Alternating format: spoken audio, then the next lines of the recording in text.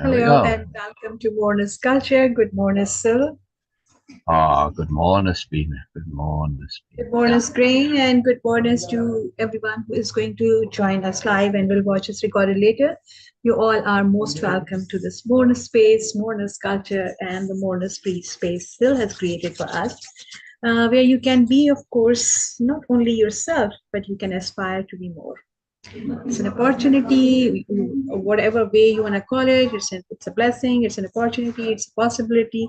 Yes, and as human beings, and people who are aware of the importance of learning and growing, this opportunity and opportunities like this uh, has to be really acknowledged by putting a gesture, by grabbing it and making it really obvious to our consciousness that this is something really important to me. This is what I want in my life. And how we can do this? First, acknowledgement. Second, actually understanding, do capital H hearing or capital R reading, and then capital I implementing in your life. This is how we do that. This is the best way of we hear this term. Okay, we don't have this in commonly used in way of impeccability and modern culture, gratitude. But gratitude is a buzzword, like really, it's a job, and everybody just use that. So if you want to have to do a gratitude and get benefits of it, this is the true and the most practical way and the most profound way of showing gratitude towards universe. That whenever I have an opportunity, I'm not only acknowledging it, but also I am implementing it in my life. This is the best way of showing gratitude. That yes, this is valuable. And because this is valuable and I acknowledge that, now I'm implementing in my life. The best way. For me, this is the best way of showing gratitude. So yes, okay. Moving forward, what we are going to do, because these are the days we are continuously busy with doing capital R reading of Carlos Castaneda's books about Don Juan, and with a very specific intent to connect with Don Juan, to connect with his intent of sharing, to connect with the intent of all of his lineage of sharing. They had this understanding. That's why they had apprentice. That's why they were okay. Yes, if something is coming by attunement, they were sharing it freely. Though Carlos was asking, okay, what is going to be the cost of it and everything, but they were doing capital S sharing. Don Juan was insisting on and trying to make it obvious for Carlos that this is something you cannot buy. It is something I'm keen to share, and you came by attunement, and that's why I'm doing this, not because of you or I like you or you have any preference. No, attunement is the only preference they have, and that's why even Don Juan was sometime a bit disappointed with Carlos, but still he was insisting on that. Still he is continuously sharing, and that's the key that okay we want to understand and connect with this whole Don Juan and Don Gennaro and others, of course, in his lineage. We are very keen to connect with their intent of sharing. Right.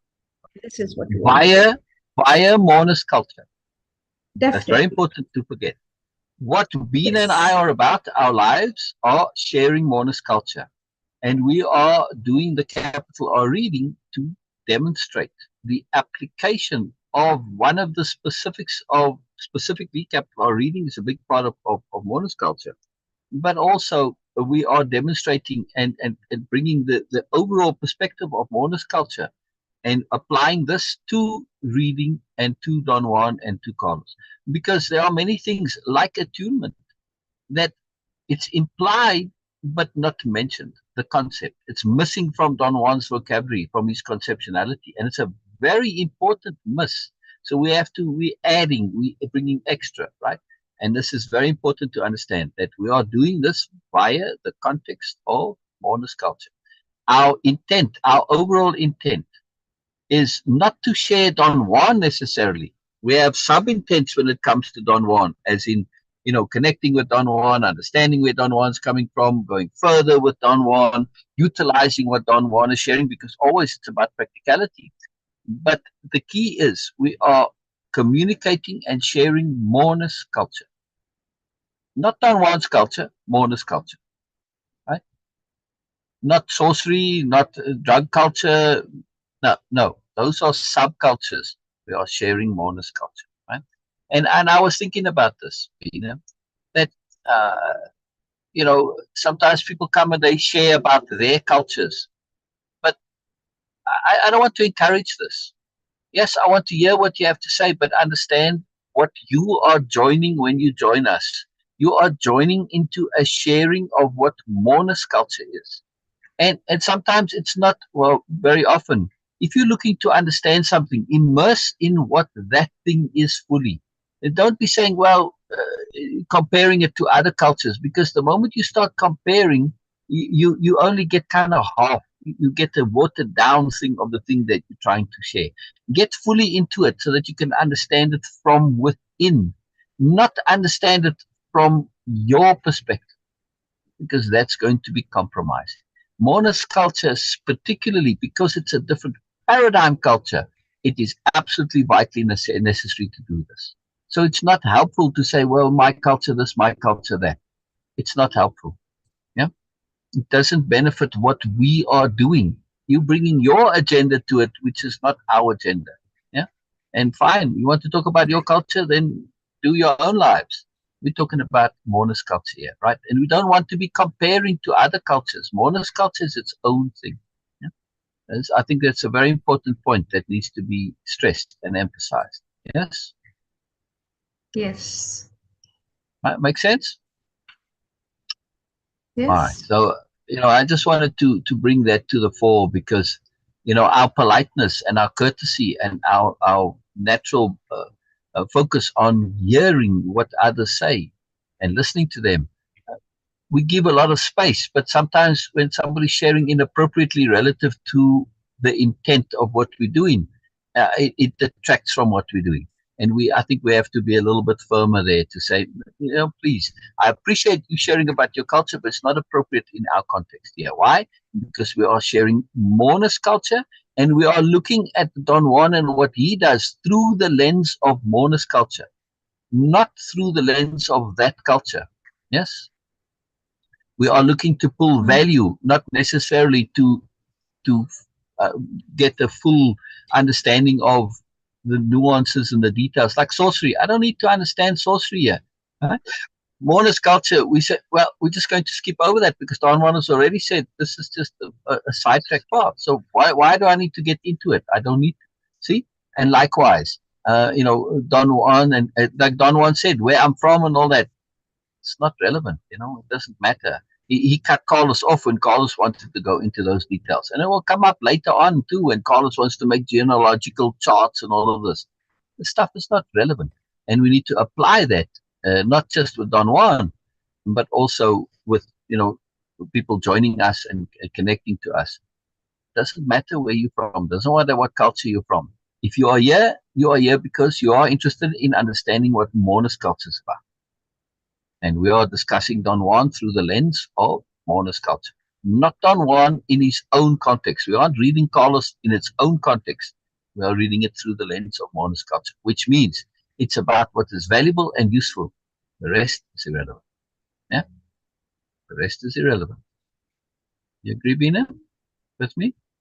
Yes. Yes. I mean, not that I'm asking for your agreement, but I just want to make sure that I've communicated appropriately. That's Yes. yeah. And then I want to be a bit more firm on this and clear that if you're coming to join us, it is about sharing and understanding what Mourner's culture is about. And the discussion is thus about Mourner's culture. And Mourner's culture is about personal development. Yes, about Mourners. And that is about the application, what is useful and valuable in the context of Mourners. Yes. Personal Mourners, understanding Mourners, awareness Mourners, discernment Mourners, right? Application Mourners. That's what we're about. I just want to keep our intent very clear because we are doing a very sophisticated maneuver here. And it's very easy to get caught in the focus, like to get caught up in Carlos and Don Juan.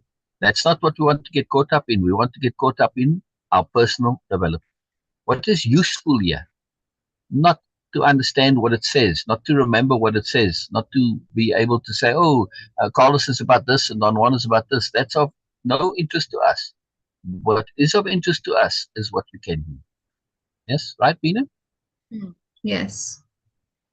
Okay, I want to make that very clear. I want to be very, very, very clear on this. I think it's very important, right? Because otherwise we're getting sidetracked into all sorts of stuff about other cultures and, people's specific issues. How does it apply to Mourner's culture? What are you bringing to the table via personal development? How are you contributing to the appropriateness of the discussion? All right, let's continue our reading. We are right in the beginning of this. I want to also recap just a little bit here, so we don't lose our intent.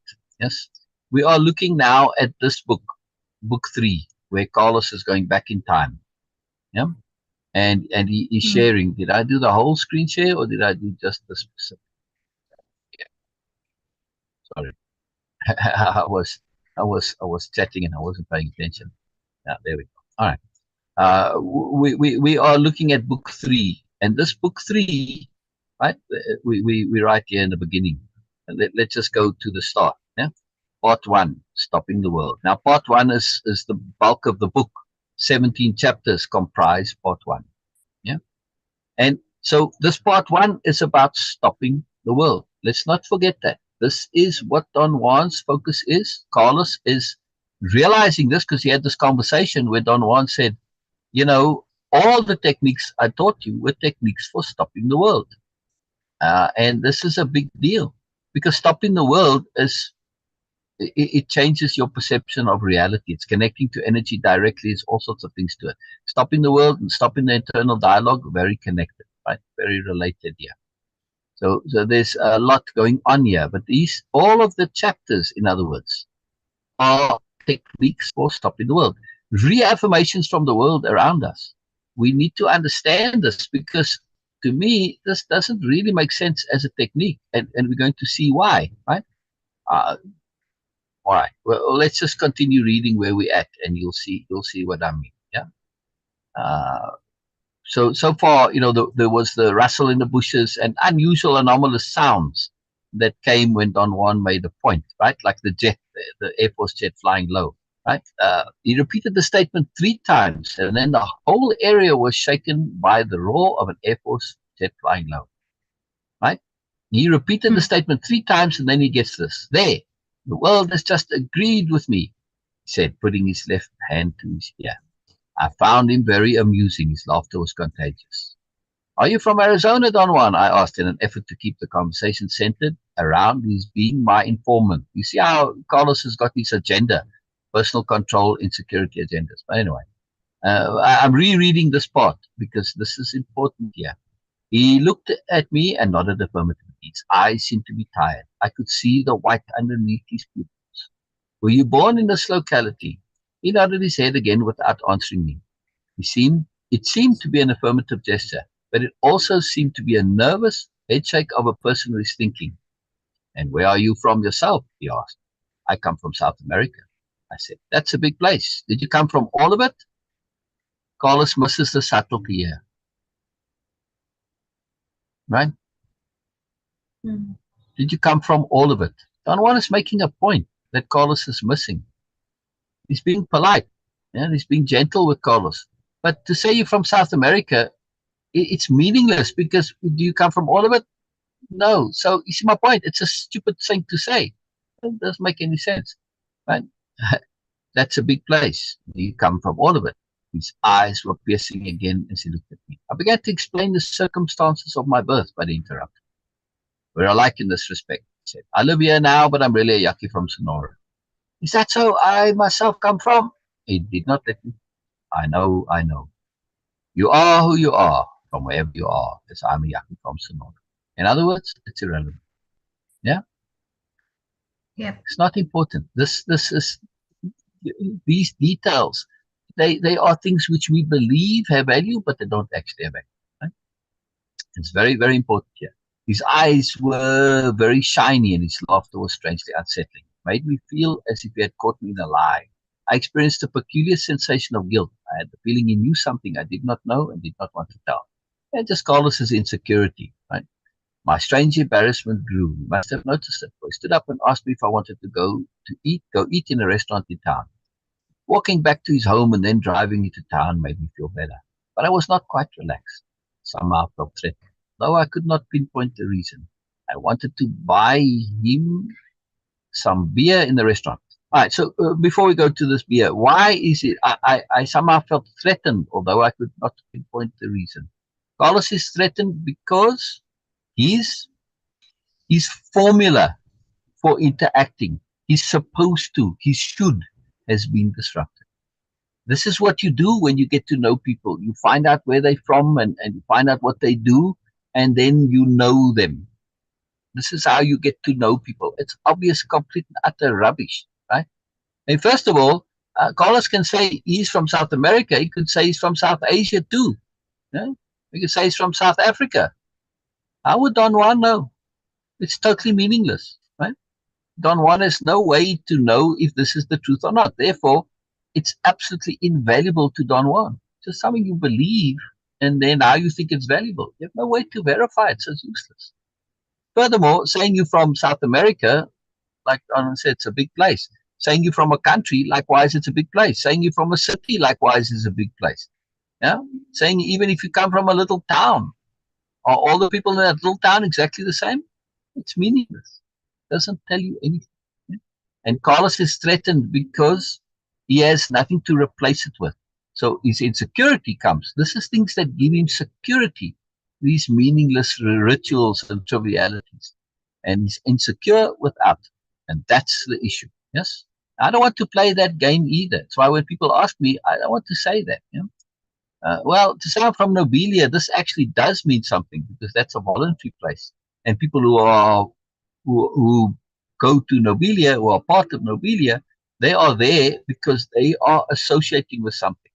And so it does have some meaning, right? Otherwise, it does not.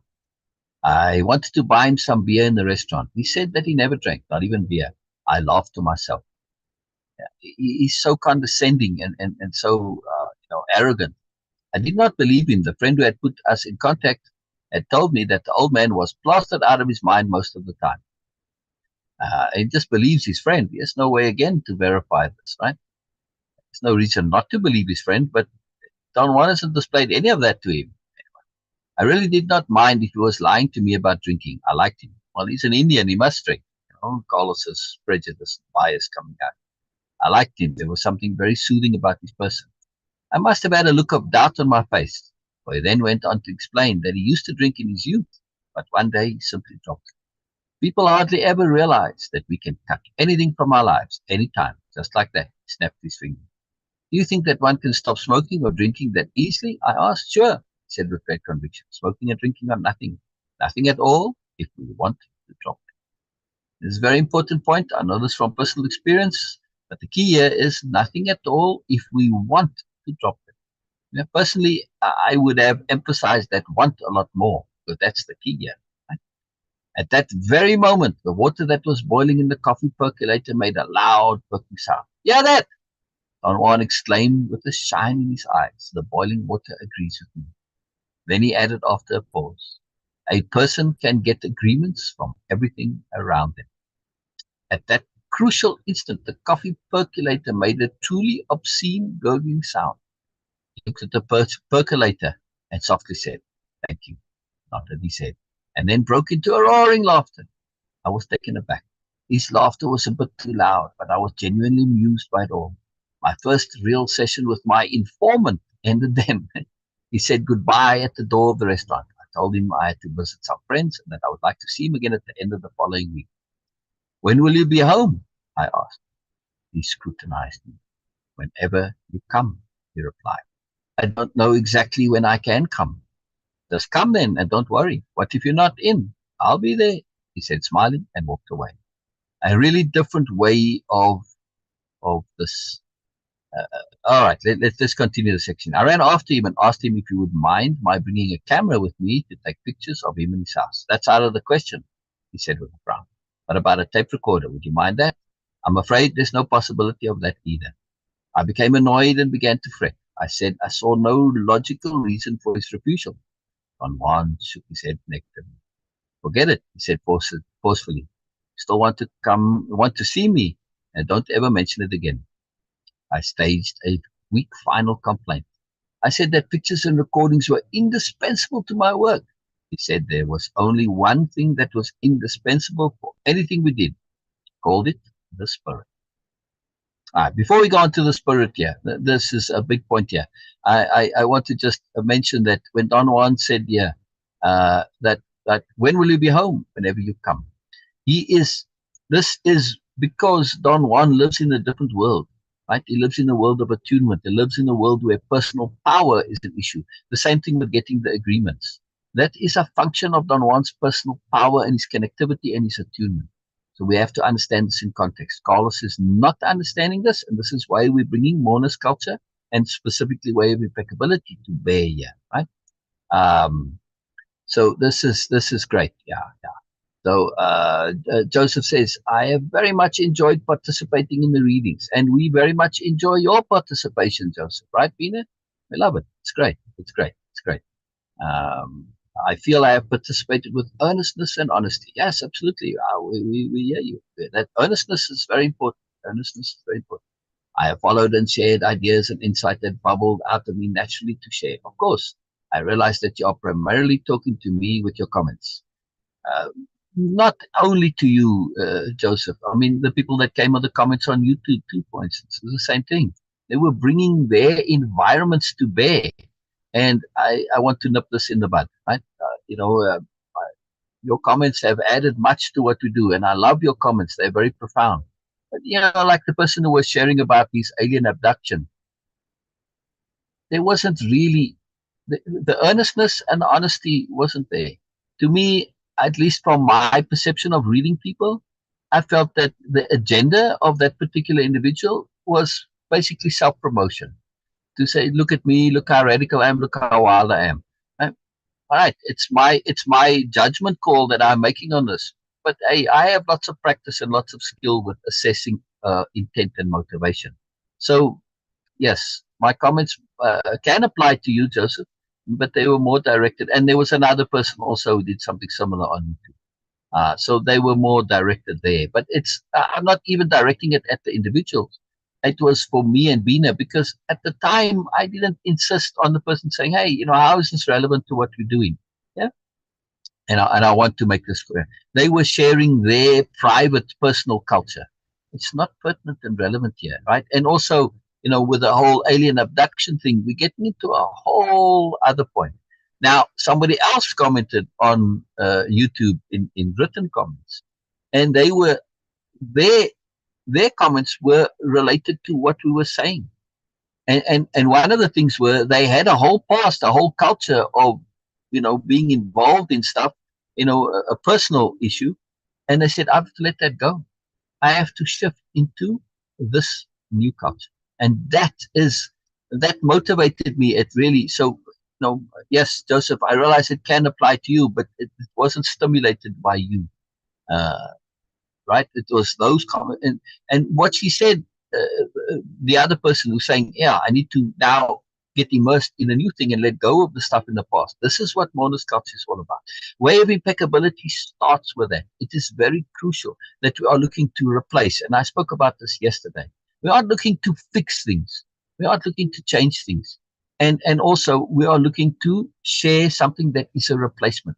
For instance, I used the analogy yesterday that, like, Christian theology, well, most places you have negatives and don't do this, don't do this.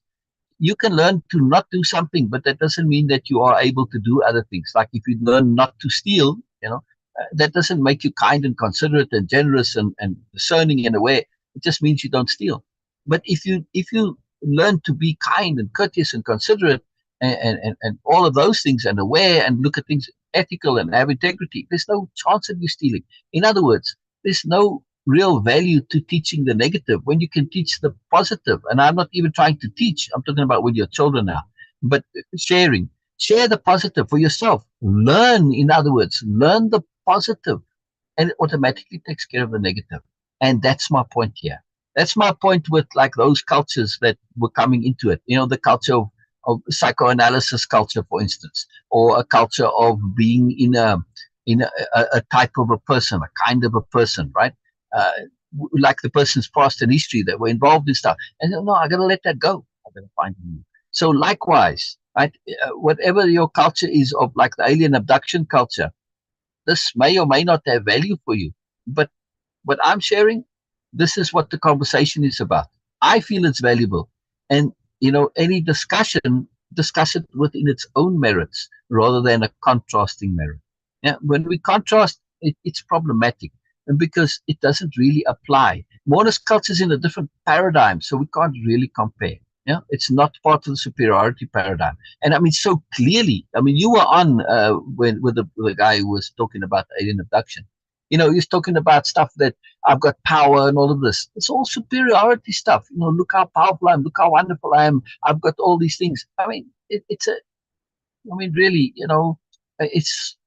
I don't like to share things like this, but I feel, you know, these are things which I'm not comfortable sharing because they are my perceptions based on my understanding. I can't say definitively they are so, right? So it's my perception only. But in my perception and my skills of reading people, this is insecurity. He's looking to, you know, boost himself, and it's all looking to do things according to superiority paradigm. And we see this a lot on the internet with people who feel that they have to say how special they are in order to be a part of the conversation. It's like you buying your way in with this credibility. Yeah, but it's doesn't mean anything. You know, it's just you saying this. Demonstrate to me your discernment through discussion, through understanding, through sharing. Not sharing how wonderful you are based on absolutely nothing that we can substantiate and validate. Right? That's just kind of a empty, hollow bragging. Right? So you see where I'm going with this, Joseph, you know, and we love your shared ideas and insights, right? And the fact that they do come up with you, that this is the bubbling up. This is come up takeaways. It's part of way of impeccability. It's very cool. Of course, I realize, Joseph goes on to say, yeah, of course, I realize that you're primarily telling me with your comments. So I will not listen anymore. I can't listen to something if I have to try to muzzle what comes out of my brain in a natural way. I'm not asking you to muzzle, Joseph. I am making a point about appropriateness. Yes. So if what's coming out of you is not necessarily appropriate, it's not about muzzling it. It's just sharing what's appropriate, right? If you share everything that comes out of you, we can also end up in a situation of, you know, stream of consciousness kind of a deal. And that can also be problematic. So appropriateness, yes. You know, if it's inappropriate to muzzle, yes. If it's appropriate to muzzle, yes. Right? All depends. The appropriateness is the issue, right? So it's about appropriateness, not muzzling. You are correct. It is your show. All right, it's a sharing. This is a live. It's a sharing. It's not a show, right? And you have the right to censor things in the way you're doing. Again, Joseph, it's not about censoring. It's about appropriateness. All right. So now let's take this away from you because you're taking this personally. And like I said, the thing that triggered me was the person who was sharing about his alien abduction, and there was another one who had something similar to that. Yeah.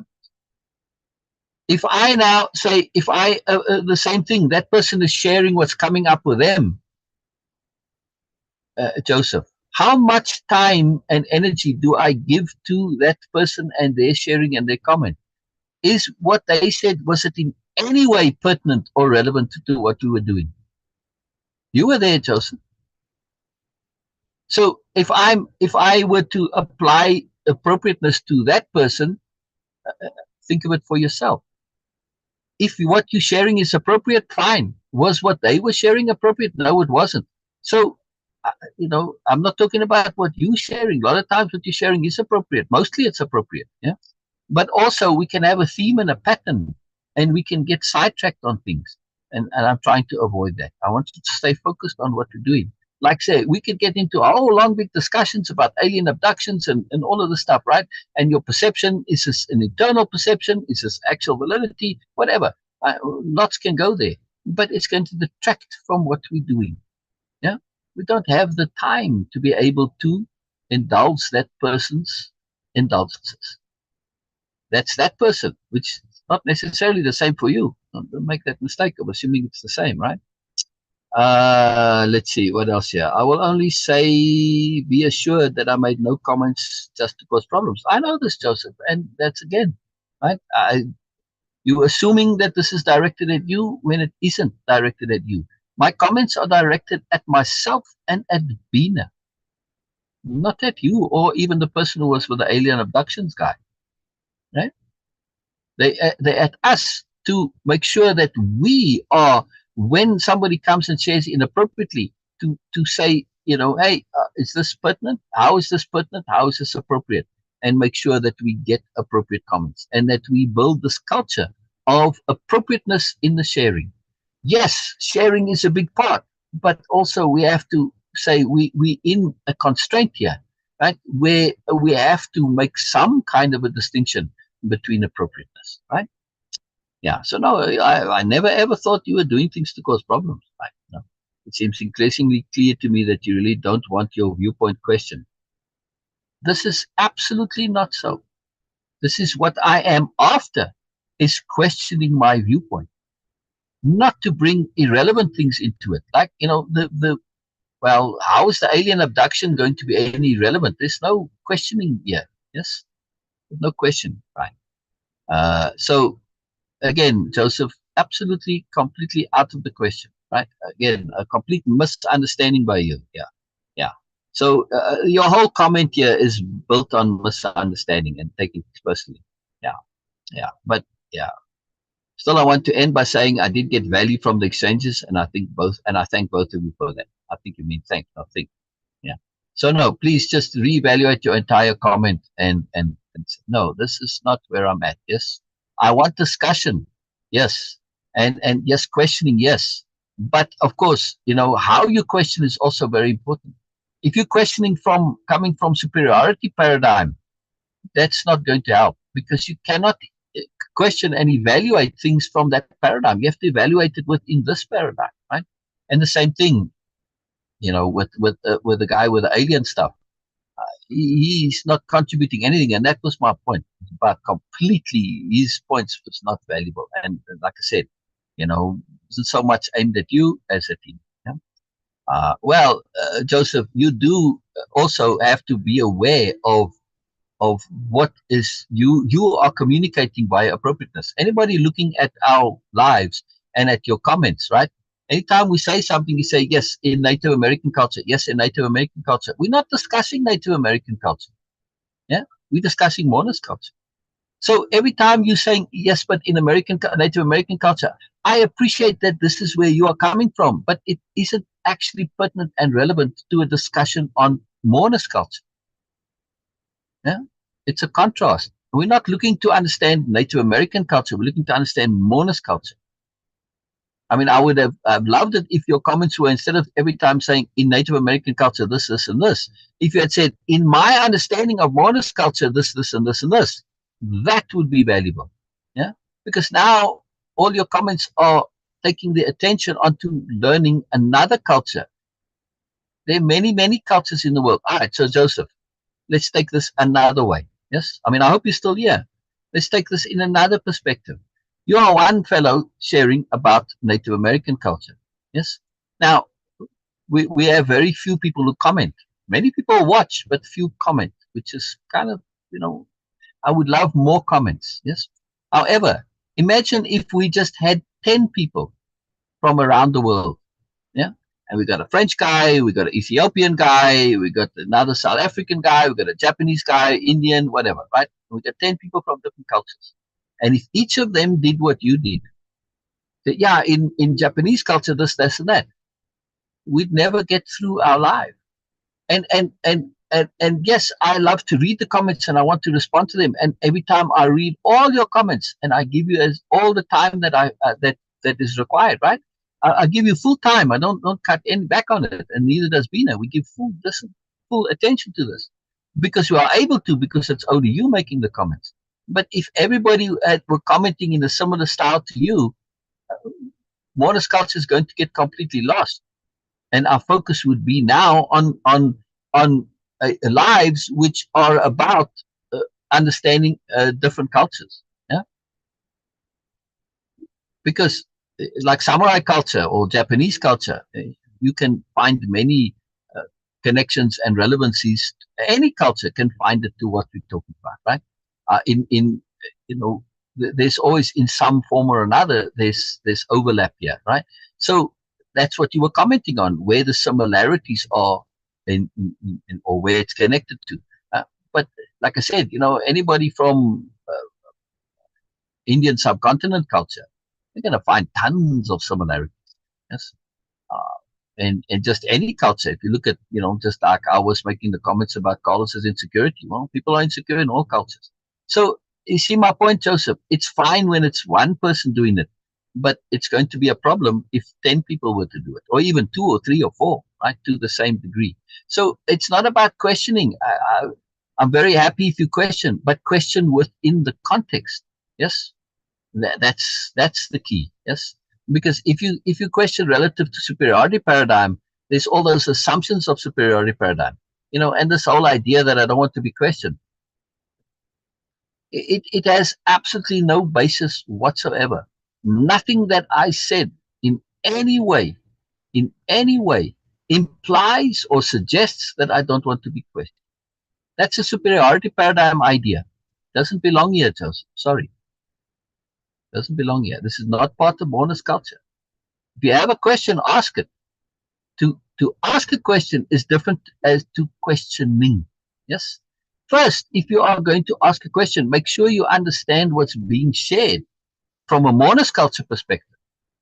Then, once you understand it and you've demonstrated an understanding of it from a Moreness-Culture perspective, then and then only can you actually get to questioning. Yeah. So you first have to ask questions and first have to do repeatbacks and share and demonstrate that you are understanding what it is that we are sharing. Then you can bring the questions, and then you can get to question, right? Which is a different thing to asking questions. So you first have to be sure that you actually know what it is that you are talking about, right? And sharing. Because again, if you're looking at this via superiority paradigm, you're not going to understand what we're doing. And superiority paradigm, for instance, it does not understand true sharing. No, it doesn't understand it. So there's a big deal here, right? There's a lot of value to be had, but understand how it is that the value is and what it is that you are bringing to the discussion. Yes, like I said, it's very interesting to hear how it's in some way what came up to you in Native American culture. But like I said, if the guy was doing it from Japanese culture or Ethiopian culture or whatever, it's going to be very diluting to what the agenda is, what the point is. Questioning is something else. If something doesn't make internal sense, fine. Then first, if you really want to truly question, then do so appropriately. Do so via Mourner's context. I'm sorry, a Mourner's culture, and particularly do so via the mechanisms of Way-Of-Impeccability. I've told you before, you're welcome to come and do Way-Of-Impeccability. Yeah, but if you really want to understand this, this is kind of a requirement. So unless you've actually done Way-Of-Impeccability, it's very hard to truly question and comment because you're not coming from within the thing itself. It's like if I'm listening to somebody talk about, nuclear physics. Unless I understand this, I can't really question it. It might not make any sense to me because they're going to say, yes, but first you have to understand this. First, I don't have a basis for the discussion. So in Way-Of-Impeccability, the first point, if you're going to do something, is to be sure that you understand the point, which means you have to do a repeat back. Yes. Then I can say, well, that's not what I was saying. And then I can clarify my point. And then, okay, once you repeated it back and you say, let me see if I understand you correctly. And I say, yes, that's what I was saying. That's what I mean to say. That's what I'm about. Then the questioning can start. Then and then only. Right? Because otherwise, we're talking about two different things. And what you're questioning and what I'm saying, two different things. Can't happen. Yeah, very important. All right. So let's continue here. So Joseph, please don't take this personally. It wasn't directed at you. It was directed. My comments were directed at me to make a point, and to Beena to make a point of not being too tolerant of inappropriate comments, like um like the alien abduction guy. Right? It's not appropriate. It's not appropriate. There was no connectivity. It just seemed to be on the surface, at least appears to me, from my perspective, just self-promoting, looking for attention. Yeah? Not appropriate. Right? So again, wasn't that you specifically? Yes, some of it can apply to you, absolutely. But again, appropriateness applies to everybody. Yes. We enjoy your comments, Joseph. We enjoy your comments. All right. Let's see. We're talking about the spirit, right? So I staged a weak final complaint. Beena, do you have anything to add to my comments, by the way, before I continue? No, please continue. Okay. Nothing to add? You're all good? Nope.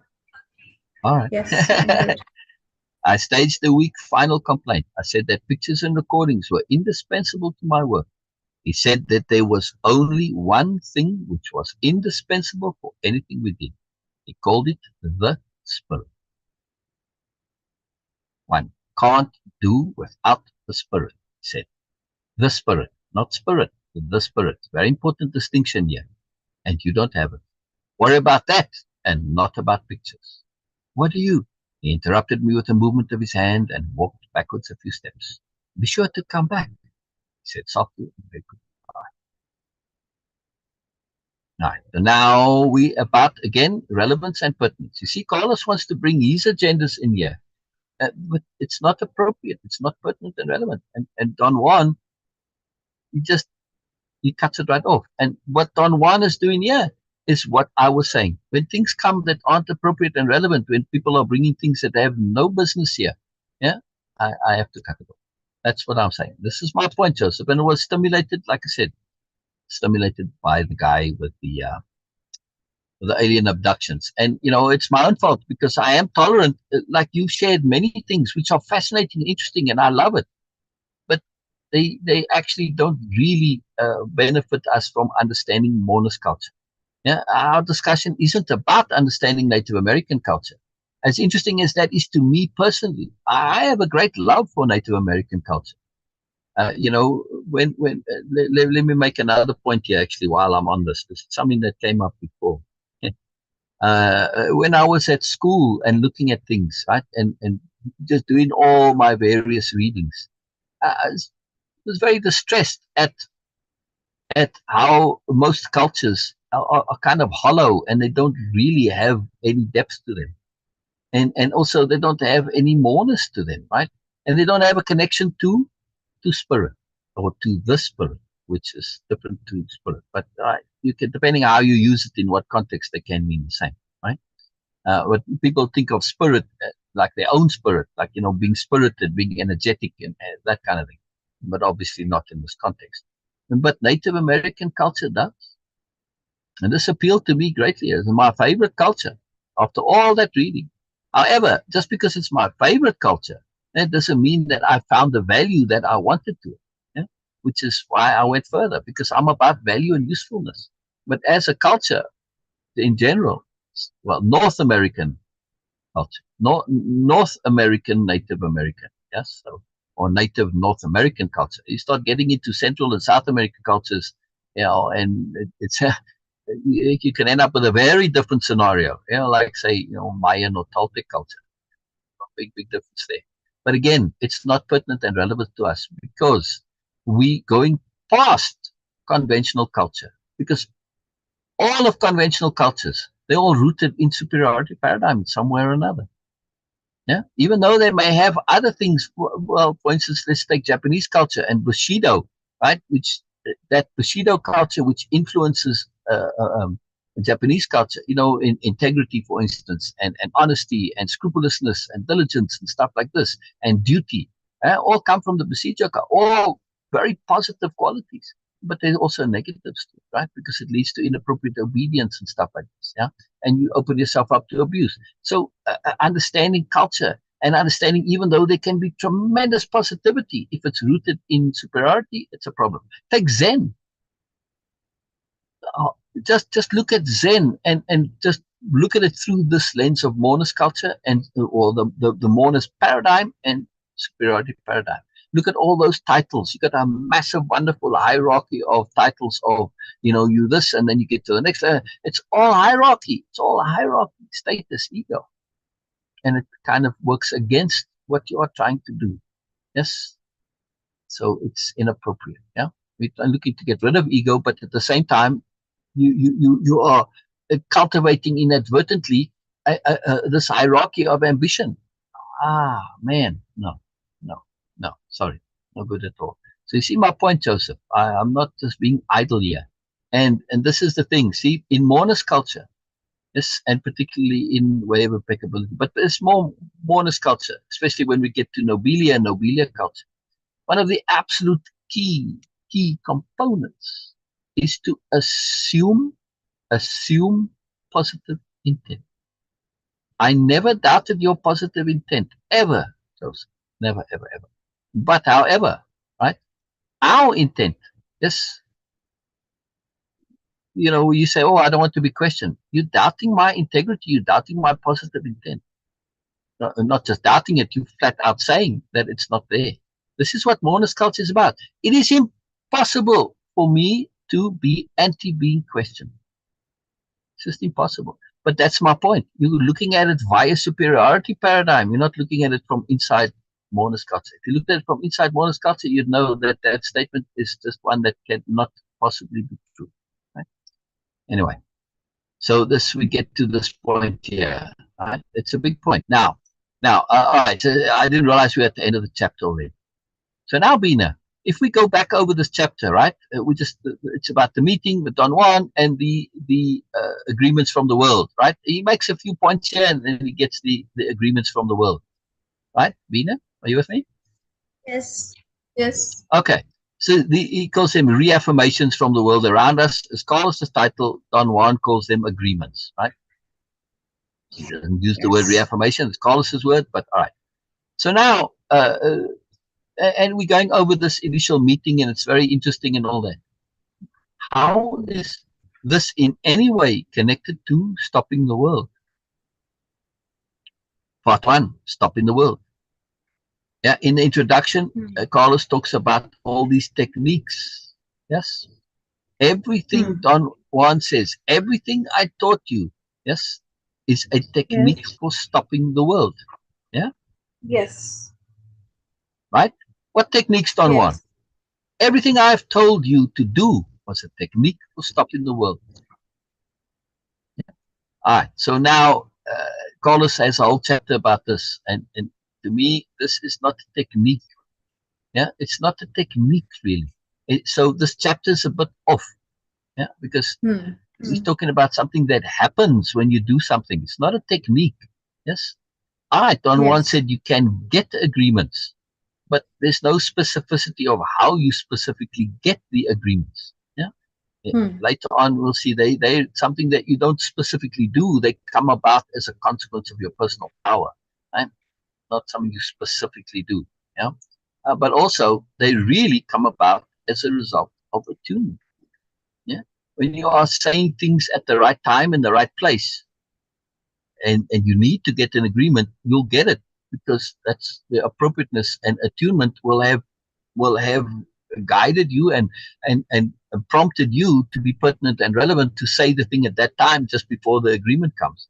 Yeah. See, so that this is living in attunement. Now, living in attunement, this is an incredible technique. Yes. And if you want to really stop your world, since stopping the world is an appropriate event in your life, an appropriate thing that happens at some point. If you're living in attunement, you're going to get to that point. Yeah.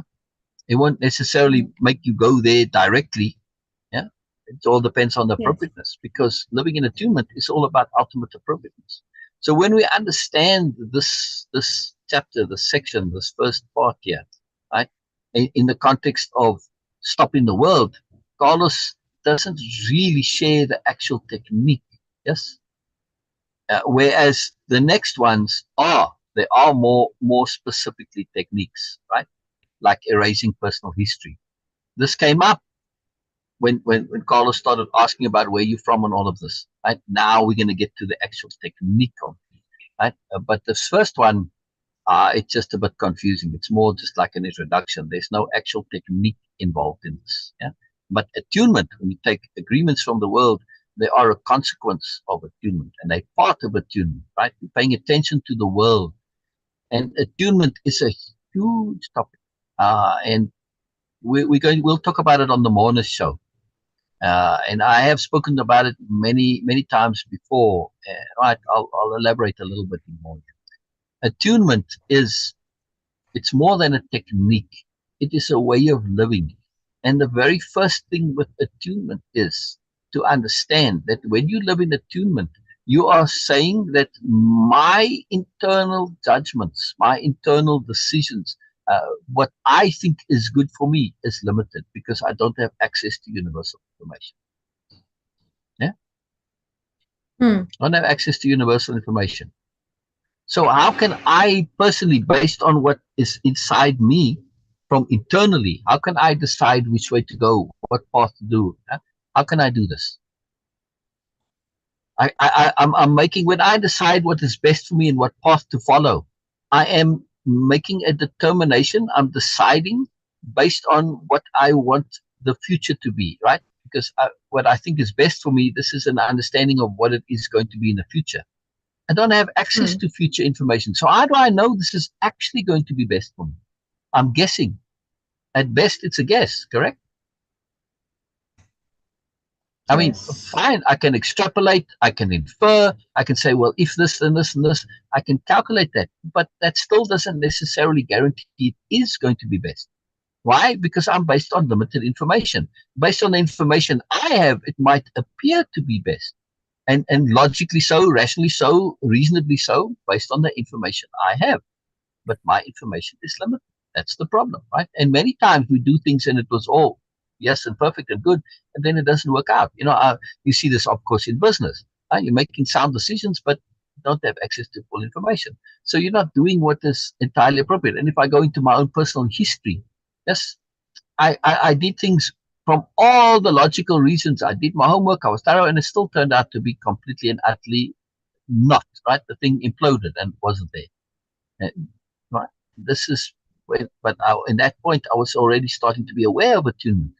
Yes, and then as well, and I went with whatever came from it, and I went with the attunement of it. And when I did that, it turned out to be incredible. Yeah, like going to the desert. This was an incredible thing from an attunement point of view, right? A whole story when you understand it. And so the value that came was incredible. And there I changed my life to live via attunement, which means I am taking my direction from outside of me.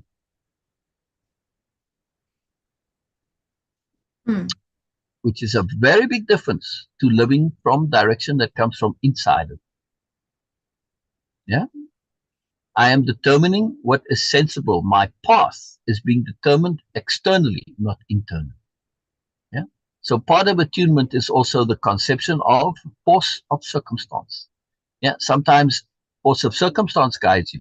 Other time you get your information via anomalies. Yes. Communication from the universe. The universe has its own language, communicates via anomalies. Yes, it communicates, in other words, in the abstract, symbolically, figuratively, metaphorically. Yes, and it communicates anomalies or that which cannot be explained in any way. They don't fit into the regular world, right? Into our understanding of how the world works, science, physics, whatever. They're anomalous. They're impossibilities, in other words. That's how you know they're from the universe, when they're impossible. They don't make any sense. Yeah. And when you really start paying attention to anomalies, those anomalous occurrences, when you pay attention to them, you start to see, wow, this is like really specifically attuned just to me. How do you not act on that? Yeah. Now, of course, people want clear directions. They want to be told exactly what to do, but the universe is not going to do that either, because we have to understand attunement in the context of the point and purpose of everything, which is the enhancement and development of awareness. You have to make some decision for yourself. You have to take that responsibility, otherwise you don't learn. You have to make a choice, because it is through choice that we cultivate and generate and create awareness. Right? Awareness enhancement, awareness development, awareness creation comes about through deliberate conscious choice. That's how you expand your awareness. Yeah? So when it comes to living in attunement, you can get hints, suggestions, clues, cues, tips, prompts, but always the final decision may have to be yours. Right? And this is a very, very big deal here when we look at attunement as a mechanism for ultimately stopping the world, because it's a mechanism of appropriateness. And through attunement, if you follow attunement, it's going to lead you there. Right? Which is why you don't have to force the issue. Now, do what is appropriate for you. And that's what Moreness-Culture is all about. It is learning to do what is appropriate for you. And appropriateness for you includes being appropriate in context. And this is a massive part of Moreness-Culture. Appropriateness is always about being appropriate in context. And what does appropriateness also mean? It is being appropriate relative to your goals and motivations and intents. But the context also has its goals and motivations and intent. Yes. For instance, I mean, you go to a funeral. There's an intent and a goal and a motivation of that funeral or wedding. Yes. Or going to the beach. Right. There's an appropriateness involved. Now it depends what you're going to do there and what your agenda is. For instance, if I go to the beach, well, I'm going to go to the beach and relax and hang out. Your bathing costumes are appropriate. But that doesn't mean that I can't go and relax and hang out in my business suit. I can. It depends on my agenda. But if I'm doing a photo shoot for an ad and I'm looking to promote, beachwear, well then of course wearing a suit is inappropriate. Yeah? See, so appropriateness takes context and motivation into consideration, and you have to do this. And that's my point. Moreness-Culture is all about appropriateness, and this is my point that I was making at the start, Joseph, which you took personally, but which was really aimed at the alien abduction guy.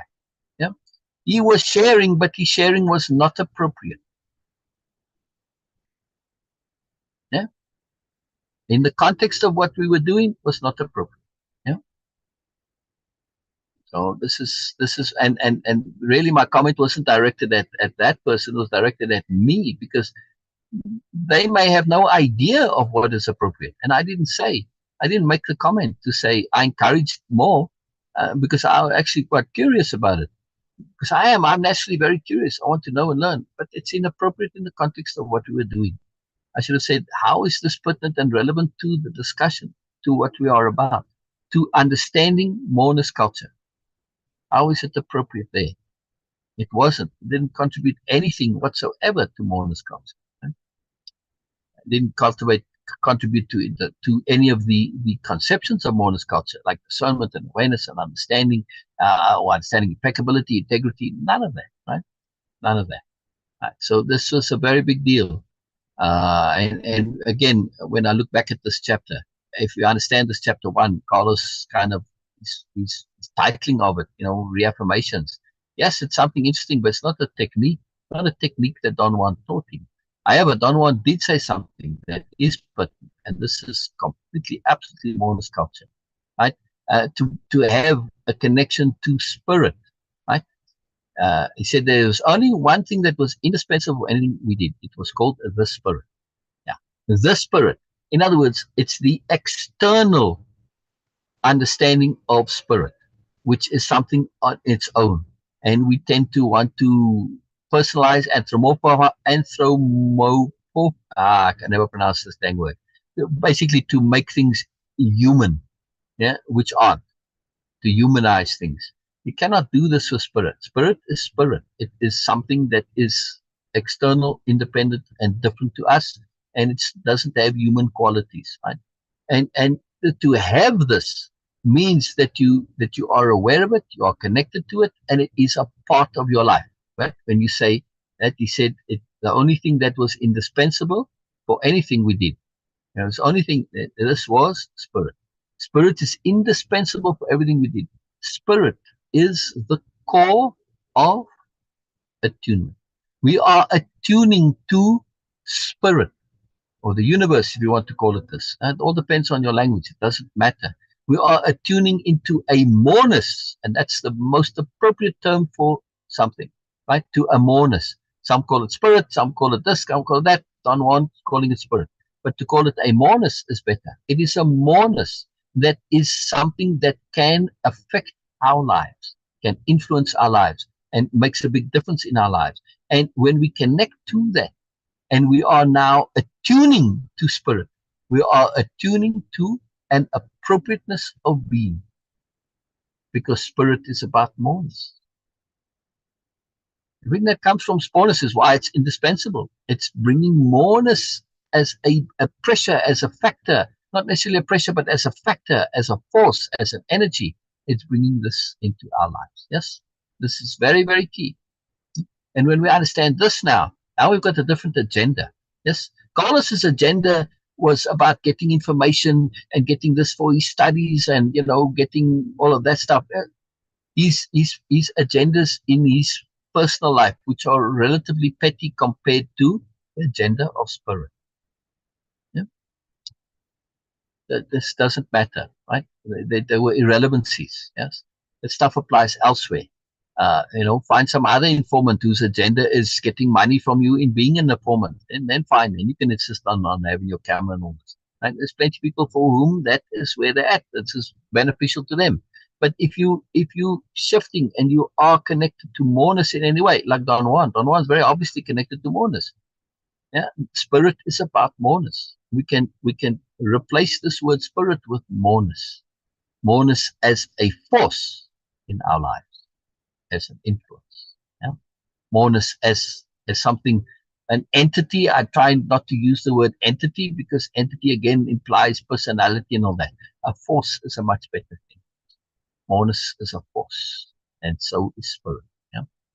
It's a force that can have very, very, very profound effects in our lives, but we have to connect to it.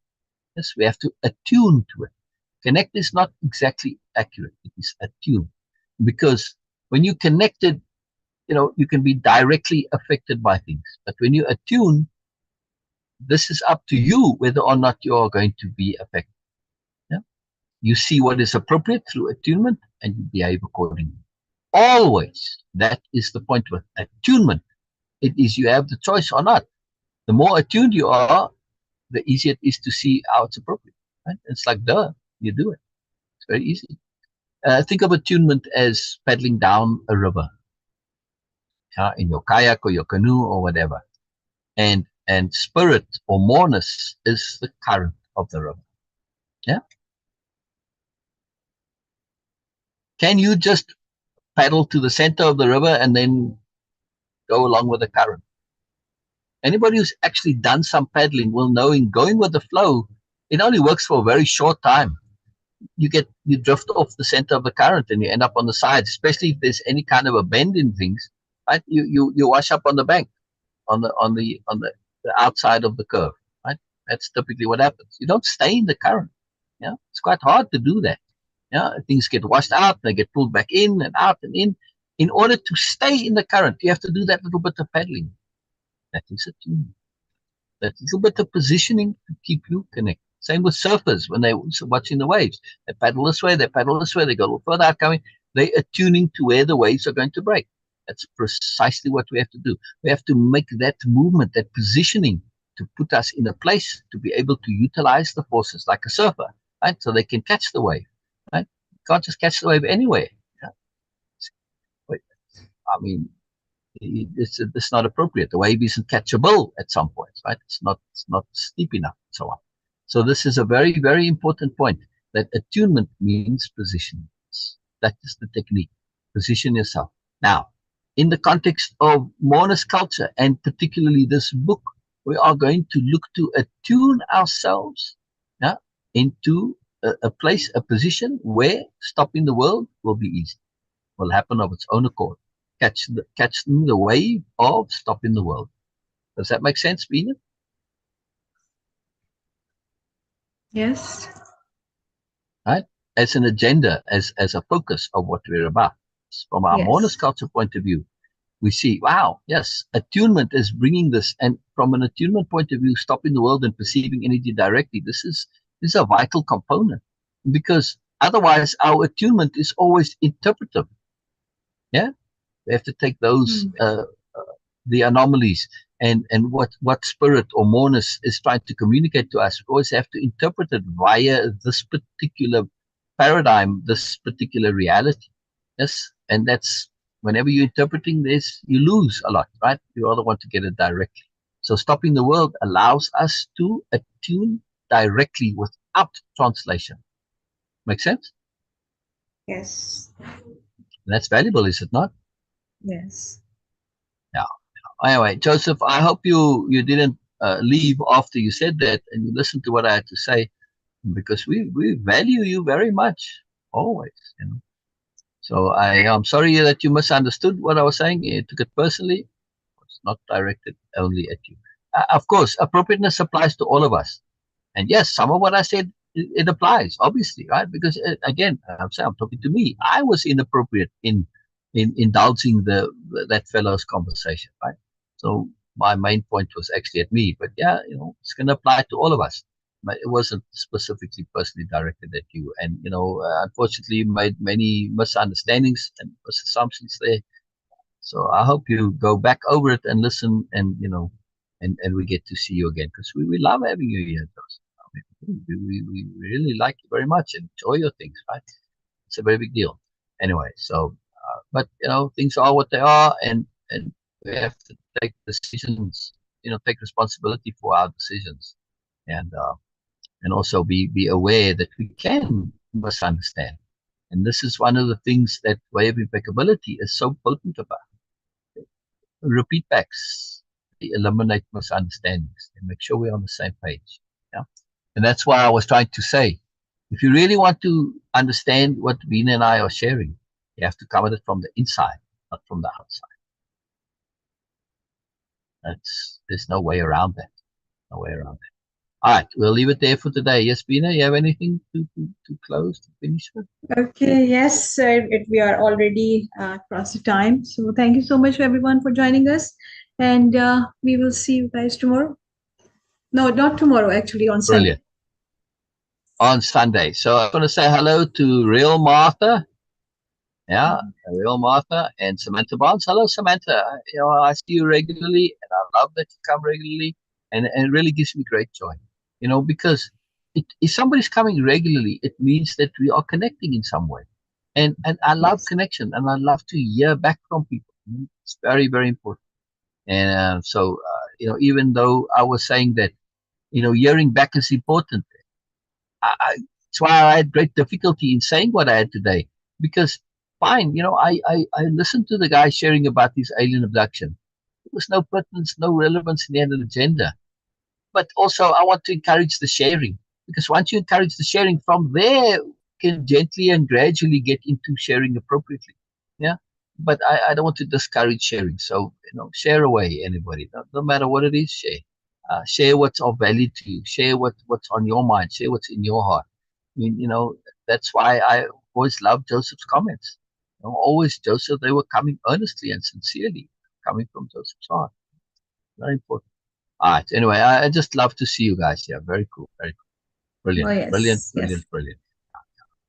Brilliant. Okay. Yeah. Bye for now. Okay. Yeah.